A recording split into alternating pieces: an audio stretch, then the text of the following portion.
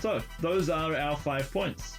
You are responsible for your character, be a team player, in and out of character, play with archetypes but avoid stereotypes, connect yourself to the world, and have goals in and out of character.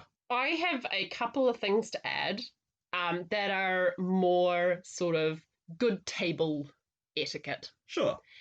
So it's more about being a good player, and I won't belabor this. Maybe in the future we can do a whole episode on general table etiquette for tabletop role playing. But this does still play into character playing. Talk to your GM and talk to them sensitively. I feel like rule 0 of all role playing is talk to the other people at your table. Yeah. Talk to the other players, find out if they're okay with what's going on, find out what they liked, find out what they didn't like. But don't forget the GM. Talk to your GM, find out what they liked, what they didn't like. If the players are going into a role play that they are comfortable with, there's always the off chance that actually the GM is maybe not comfortable. I mean, the GM could end up being the third wheel on a player-on-player romance, which but maybe they don't want to do that. Maybe.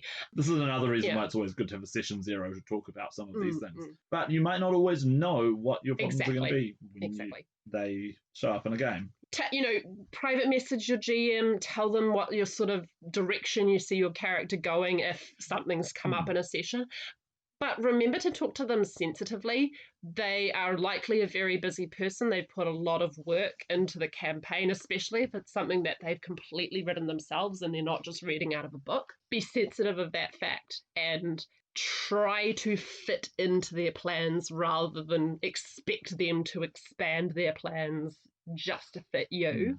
Take care of your GM, especially if your GM is also your host, or if you have a separate GM and a separate host for the physical location you're playing in.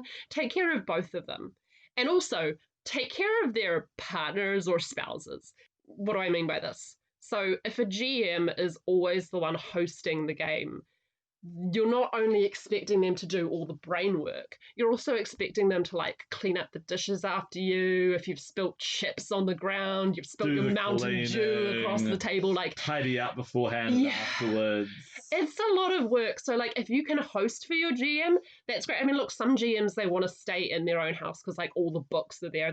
That's fine too. But if you want to offer to cater for your GM, but on the other hand, also respect if your GM doesn't want everyone to bring food. If your GM wants everyone to eat before the game, at least check with your GM. Like if you're on the run and you're going to have to eat because you've just gotten off your shift at work, just make sure that they know that you're going to quickly have your dinner.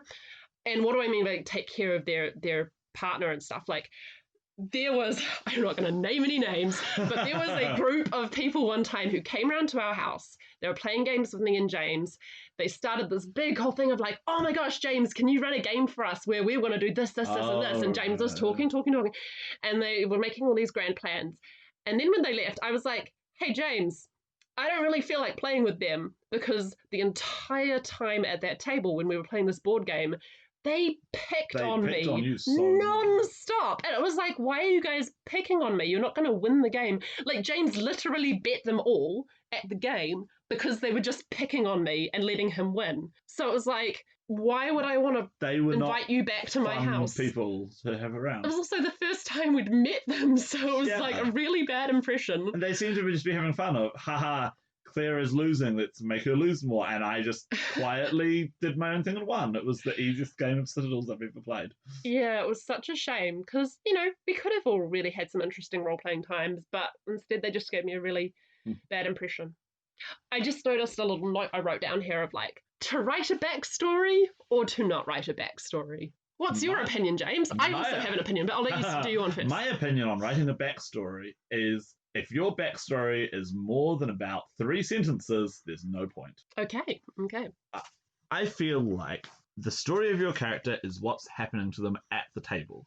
Everything that happened before that is ultimately irrelevant and often best described in broad strokes so that you can fill in the details at the table. So what I mean is if your character has a rival and you write down who that rival is in advance, they might not ever show up. But if your character shows up somewhere let's say, well, I'll use my current character for an example.